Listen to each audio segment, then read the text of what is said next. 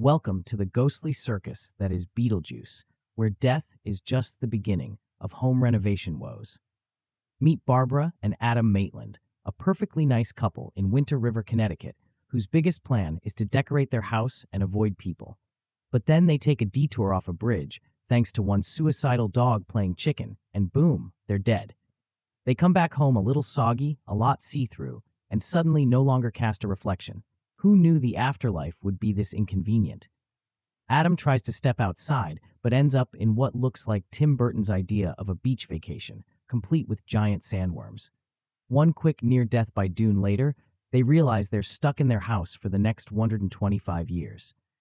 To make matters worse, a handbook for the recently deceased shows up, and it reads like stereo instructions.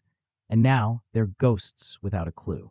Enter the Dietz family from New York City. Charles, who's traded Wall Street stress for country stress. Delia, whose idea of art involves sculptures that look like they might murder you in your sleep. And Lydia, their teenage goth daughter, who's already over it all. They start redecorating like it's a 1980s fever dream, complete with enough neon to blind you. Barbara and Adam, now haunting experts, not really, try to scare them away. They fail. Miserably. Turns out, being a spooky ghost is harder than it looks.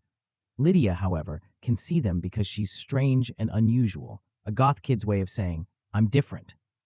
She bonds with the Maitlands, who realize they need to step up their scare game. Against the advice of their afterlife caseworker, Juno, think DMV employee, but deader, they call in Beetlejuice, a bio-exorcist, who makes used car salesmen look classy. Beetlejuice, played by Michael Keaton on enough caffeine to power New York, turns up and he's basically a living loony bin. The Maitlands quickly realize hiring him is like using a chainsaw to peel an apple.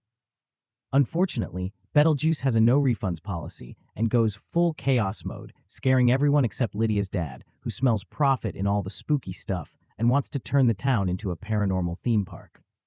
To prove his ghostly pitch, Otho, the Dietz's decorator, tries a little seance that accidentally turns into an exorcism, making the Maitlands age faster than milk left out in the sun. Desperate, Lydia makes a deal with Beetlejuice. Save them, but she has to marry him.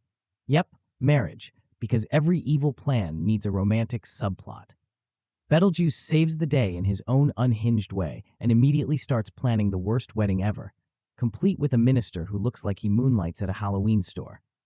Just before the I do, Barbara rides a sandworm through the house like it's the Kentucky Derby, and the worm eats Beetlejuice. Chomp! Now everyone's cool with ghosts, because nothing bonds people like shared trauma, and Lydia's new hobby is ghost cheerleading. Meanwhile, Beetlejuice is in the afterlife waiting room, waiting for his number to be called. He tries to cut the line and gets his head shrunk. Karma's a witch doctor, isn't it? Roll credits. Lesson learned, never trust a guy in stripes.